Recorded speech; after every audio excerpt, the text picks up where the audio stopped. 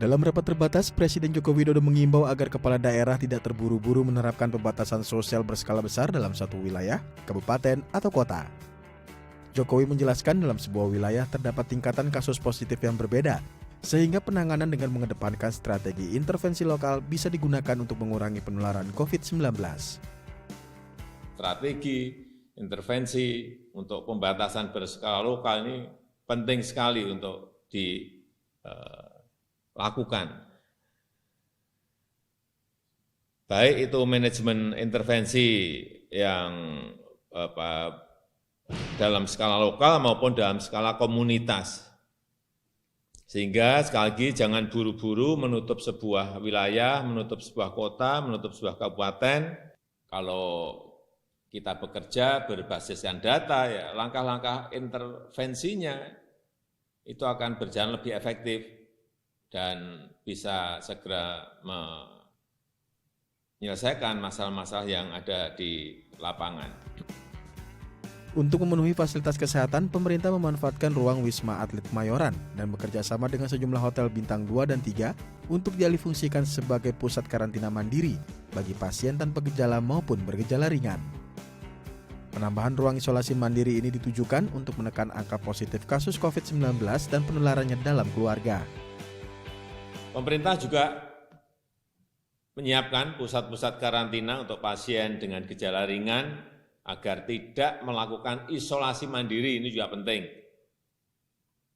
yang berpotensi menularkan kepada keluarga. Kita telah bekerja sama dengan hotel bintang 1, bintang 2 untuk menjadi fasilitas karantina. Ini tolong juga disampaikan ada 15 hotel bintang 2 dan 3 di Jakarta dengan kapasitas 3.000. Ini kita telah bekerja sama dengan grup-grup hotel yang ada. Dalam keterangan persnya, Menteri Kesehatan Terawan Agus Putranto menyatakan, selain menambah jumlah ruang isolasi mandiri, pemerintah juga memastikan kapasitas rumah sakit dan ruang ICU khusus COVID-19 masih tersedia dan dapat melayani pasien COVID-19 dengan gejala sedang dan berat. Jumlah tenaga kesehatan seperti dokter spesialis, perawat, dan relawan pun telah disiapkan untuk membantu penanganan jika dibutuhkan penambahan jumlah tenaga medis dalam pelayanan kesehatan khusus pasien COVID-19. Bahwa untuk DKI Jakarta masih mampu melakukan perawatan pasien COVID-19 dengan rincian sebagai berikut. Untuk merawat pasien COVID-19 gejala sedang, masih terdapat ruang isolasi pasien yang kosong berjumlah 1.088 tempat tidur dari 4.271 tempat tidur yang ada.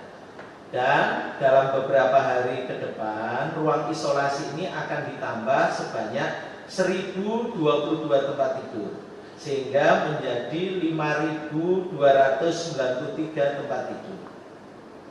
Sedangkan untuk merawat pasien COVID-19 dengan gejala berat yang memerlukan ruang ICU, maka terdapat ruang ICU kosong yang berjumlah 115 tempat dari 584 tempat tidur ICU yang ada. Dan dalam beberapa hari ke depan dapat ditambah sebanyak 138 tempat tidur ICU, sehingga total menjadi 722 tempat tidur. Total relawan tenaga kesehatan Nusantara Sehat dan Intensif yang sudah ditempatkan ada sebanyak 16.286 orang tersebar di rumah sakit COVID-19 dan laboratorium sarana kesehatan untuk melayani terkait COVID-19. Dan masih ada 3.500 dokter intensif, masih ada 800 tenaga Nusantara Sehat, dan di samping itu ada tenaga relawan 685. Di sini termasuk di dalamnya ada dokter spesialis paru, anestesi, penyakit dalam, dan juga tenaga kesehatan lain seperti perawat, dokter umum, dan sebagainya yang siap dideploykan, siap untuk membantu bila ada penambahan tenaga yang dibutuhkan. Priscilia Claudia, Angga Fradesan, DAI TV.